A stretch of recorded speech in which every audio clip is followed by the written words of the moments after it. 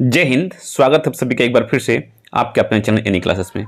आज का जो क्वेश्चन है वो क्लास 10 वाले का जो साइंस का क्वेश्चन है। कुछ इंपॉर्टेंट क्वेश्चन लेकर के आया हूं मैं। इसको 2-3 पार्ट में मैं आपको देने वाला हूं, क्योंकि देखिए मॉडल पेपर तो आप लोग पढ़ चुके होंगे। अब मॉडल पेपर से क्वेश्चन कुछ आपका जो ऑब्जेक्टिव है वो कुछ आ रहा है, कुछ नहीं भी आ रहा है, इसलिए आप परेशान हो रहे हैं। तो उसके अलावा भी कुछ क्वेश्चन इंपॉर्टेंट आप लोगों के लिए दे रहा हूं, तो इसे पढ़ लेंगे तो ज्यादा बेनिफिट होने वाला है। ठीक है, तो चलिए शुरू करते हैं। जो पहला क्वेश्चन यहाँ पे देखिए क्या लिखा हुआ कि फेरस सल्फेट क्रिस्टल का रंग, इसका रंग जो होता है वो कैसा होता है। आपको बताना है कि श्वेत होता है, हरा होता है, लाल होता है कि भूरा होता है। तो इसका रंग कैसा होता है? हरा होता है। ठीक है, नेक्स्ट क्वेश्चन देखते हैं। क्वेश्चन नंबर 3 में क्या लिखा हुआ है कि साग सब्जियों को विघटित होकर कंपोस्ट बनना किस अभिक्रिया का उदाहरण है? तो ये आपका हो जाएगा उष्माक्षेपी। ठीक है, 2 नंबर उष्माक्षेपी का उदाहरण है।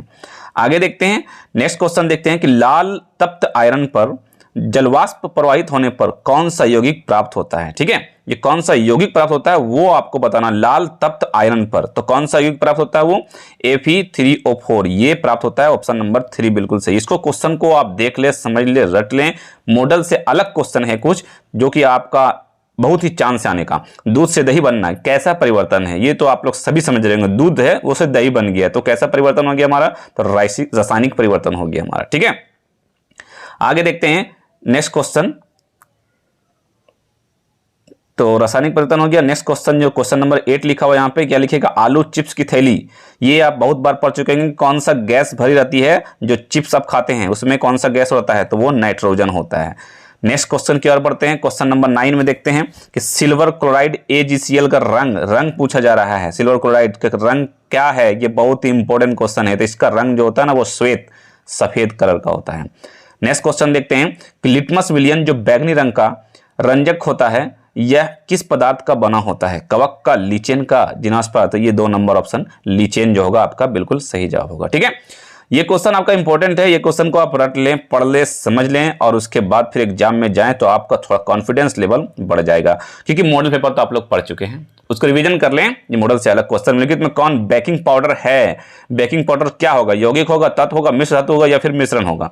तो मिश्रण बेकिंग पाउडर होगा। ठीक है, आगे देखते हैं क्वेश्चन क्या है। निम्नलिखित में कौन सूचक की तरह इस्तेमाल नहीं किया जाता? सूचक समझते हैं ना? सूचक मतलब कि कुछ इंडिकेशन करना, इंडिकेट की तरह। इंडिकेटर जैसे मान लीजिए आपको कि दायां बायां या फिर कुछ करना है तो इंडिकेटर करते हैं ना गाड़ी में, बाइक में, या फिर आपको कुछ ऐसा इंडिकेट करने के लिए कुछ कलर होता है। तो इस तरह से क्या हल्दी इंडिकेटर है, ऑरेंज इंडिकेटर है, फिनोलिन इंडिकेटर है या मूली है? यहाँ पर ऑप्शन ये क्या लिखा हुआ? मूली।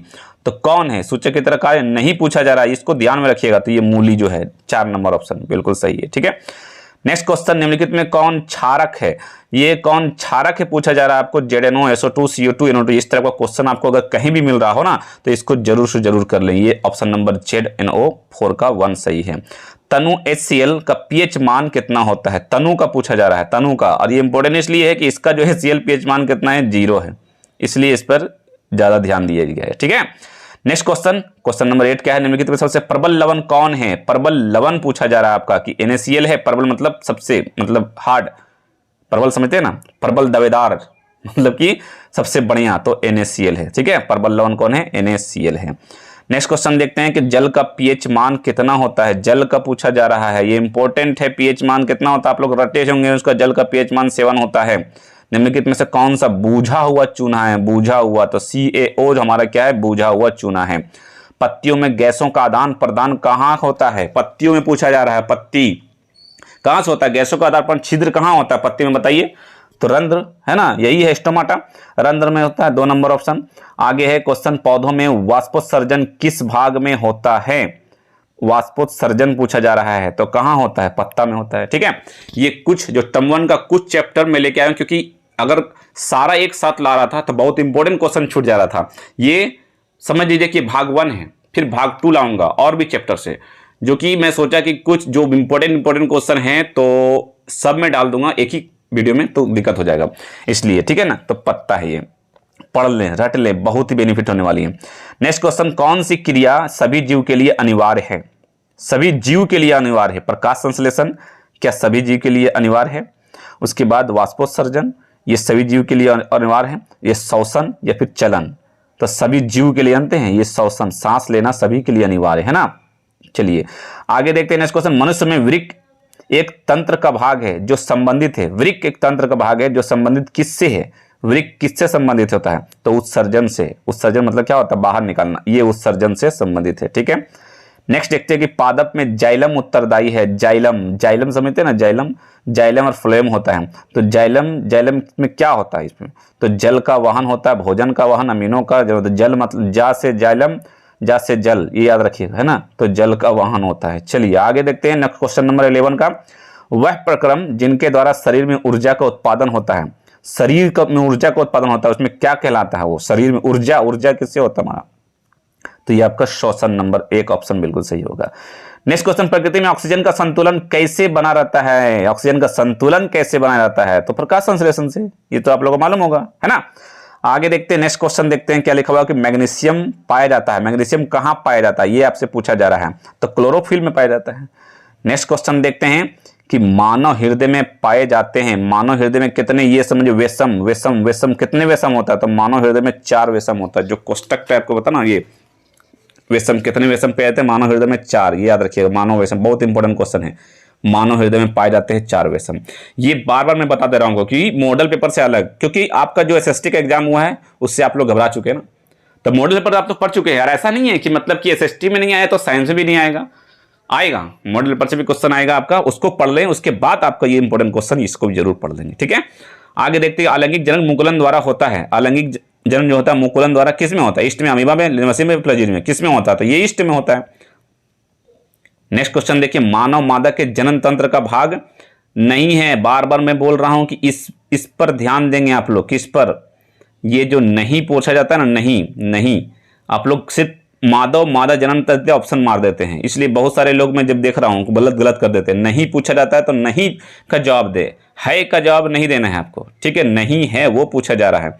तो क्या होगा? अंडाशय, गर्भाशय, शुक्रवाहिना, शुक्रवाहिका, या फिर आपका डिंबवाहिनी। तो देखिए मादा का जो है ना, ये शुक्रवाहिका जो, ये मादा का नहीं है। ठीक है, ये आंसर होगा। आगे देखते हैं नेक्स्ट क्वेश्चन। ब्रायोफिल अपने जिस भाग द्वारा जनन करता है वो क्या कहलाता है? तो उसको हम लोग पत्ती कहते हैं। ठीक है, नेक्स्ट क्वेश्चन। नर युग्म एवं मादा युग्म के संलग्न को कहते हैं। संलग्न को, नर युग्म एवं मादा युग्म संलग्न को, दोनों को मिला के, तो उसको क्या कहते हैं हम लोग? तो उसको निषेचन कहते हैं। क्या कहते हैं? निषेचन कहते हैं। नेक्स्ट क्वेश्चन नंबर 8 देखते हैं। निम्नलिखित में से कौन एक लैंगिक पादप का उदाहरण है? एक लैंगिक पादप का उदाहरण कौन है? तो आपका पपीता है। ठीक है, नेक्स्ट क्वेश्चन देखते हैं। और गुड़हल देखते हैं, ये गुड़हल कौन सा लैंगिक है बताइएगा ऑप्शन आंसर में। नेक्स्ट क्वेश्चन देखते हैं। मुकुलन द्वारा प्रजनन किसमें होता है? मुकुलन द्वारा, समझ रहे, मुकुलन द्वारा प्रजनन किसमें होता है ये आपको बताना है। तो मुकुलन द्वारा प्रजनन ईस्ट में होता है। आगे देखते हैं नेक्स्ट क्वेश्चन। फूलों में नर जनन अंग, नर जनन प्रजनन अंग होता है फूलों में। नर प्रजनन अंग पूछा जा रहा है, जैसे कि मनुष्य में होता है ना नर, तो इसे फूलों में प्रजनन अंग पूछा है, नर का पूछा जा रहा है। ठीक है, तो आपका हो जाएगा पुंकेसर। क्या हो जाएगा? पुंकेसर हो जाएगा। आगे देखते हैं क्वेश्चन नंबर 18 लिखा हुआ है कि मानव मादा में निषेचन होता है। मानव मादा में निषेचन होता है। तो निषेचन कहाँ होता है? मानव मादा में निषेचन जो आपको पूछा जा रहा है वो गर्भाशय में निषेचन पूछा जा रहा है, अंडाशय में, योनि में, या फेलोपियन नलिका में। तो यहाँ पर ऑप्शन हो जाएगा फेलोपियन नलिका में। ठीक है, नेक्स्ट क्वेश्चन देखते हैं। Question number 19। द्विलिंगी पुष्प, द्विलिंगी पुष्प कौन सा है? गुलाब है, ककड़ी है, पपीता है, या मक्का है? द्विलिंगी पुष्प को पूछा जा रहा है, तो आपका ऑप्शन नंबर 1 जो होगा वो बिल्कुल सही हो जाएगा, गुलाब। ठीक है, नेक्स्ट क्वेश्चन की ओर बढ़ते हैं। क्वेश्चन का टाइम हो गया। चलिए, तो ये क्वेश्चन आपका इंपॉर्टेंट क्वेश्चन साइंस का था। ठीक है, ये सारे चैप्टर से नहीं है, टर्म 1 का कुछ चैप्टर से निकाला, क्योंकि अगर सारा चैप्टर का एक ही बार करने वाले थे तो बहुत सारे इंपॉर्टेंट छूट जा रहा था। इसलिए 2-3 जितना भाग जरूरत पड़ेगा उतना भाग आज मैं दूंगा। ठीक है, तो इसको पढ़ लें, समझ लें, रट लें। क्वेश्चन इससे बहुत क्वेश्चन आपसे भिड़ने वाला है। ठीक, तो देखते हैं, इसको देखें, शेयर करें, और जो लोग आपके 10 क्लास में पढ़ रहे हैं वो डरे हुए हैं उनको शेयर भी करें, वो भी पढ़ेंगे और आप भी पढ़ें, ताकि सभी को मिल बट के फायदा हो। चलिए, आप मिलते हैं फिर नेक्स्ट वीडियो में। Thank you, thanks for watching.